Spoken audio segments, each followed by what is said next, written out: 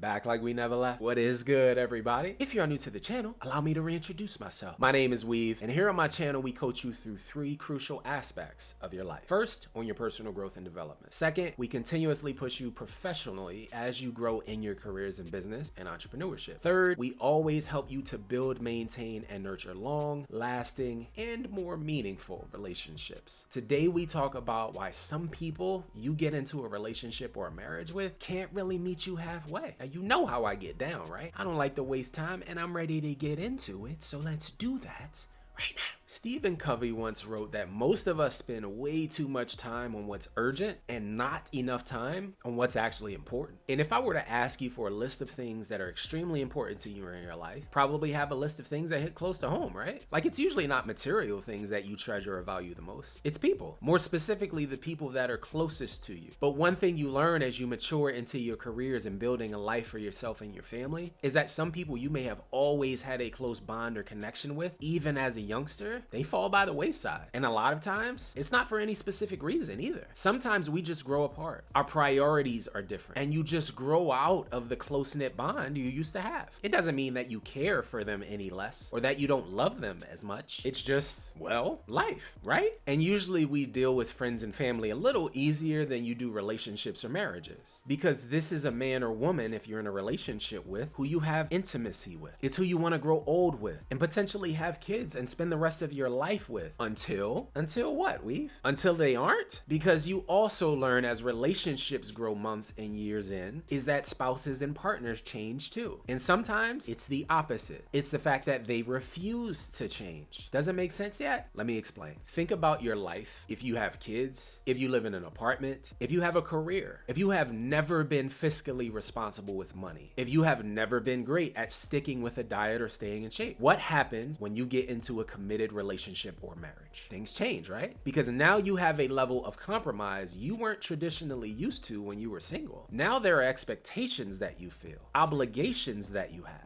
And now you start thinking about your future in terms of where you want to be and living the life you've always likely envisioned since a child. But now your spouse or your partner is stubborn, lazy, unproductive, doesn't clean up after themselves, is always busy with their career and makes you a secondary priority, always hangs out with their friends on a late night and won't grow up, is stuck in a happy career but won't look for better, won't go back to school, won't make the effort to change. What happens now? Well, you usually begin feeling stuck. Like, how the hell did I end up here, right? How did you not notice you were getting yourself into? And likely you did see. But again, you can't predict the future. Your hope is that as you evolve and grow personally, so will your relationship, right? Well, people are who they are, but being in a relationship or marriage doesn't always change them. Sometimes they elect to stay stuck because they don't want to change. And guess what? That's okay. What you need to decide, though, is if that is something that you are willing to tolerate and live with. If a man or woman has a refusal to change for the better or the contentment to stay the same, you have to figure out if you're willing to be their rock, if you're willing to settle for that, if you're willing to do all of the compromising while they do none of it. But it's not just compromising your morals and your value. You're also compromising your expectations of what you deserve. You're compromising the sanctity of that relationship in meeting halfway. Because remember, what you always hear me say, a relationship is where you share happiness, right? Well, clearly, you aren't happy if you feel like you are carrying the weight of that relationship on your shoulders. So ask yourself, is that fair to you? Is it fair to lower your standards for someone who is either unable or unwilling to meet you halfway? And there should always be a premium placed on your time and your love. Evolution of a relationship takes each of you to solve problems, disagreements, and at different points you'll have different points of view. That's an opportunity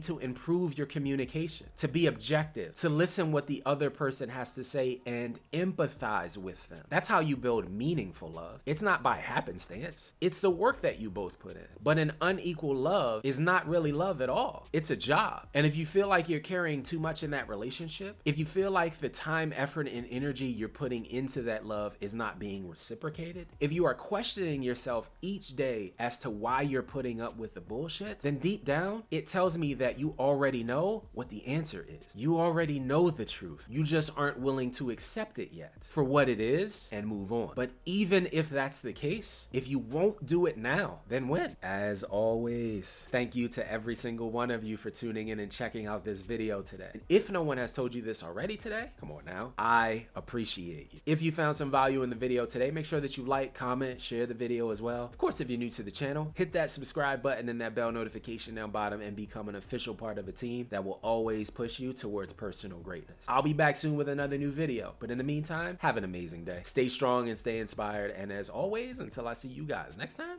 peace.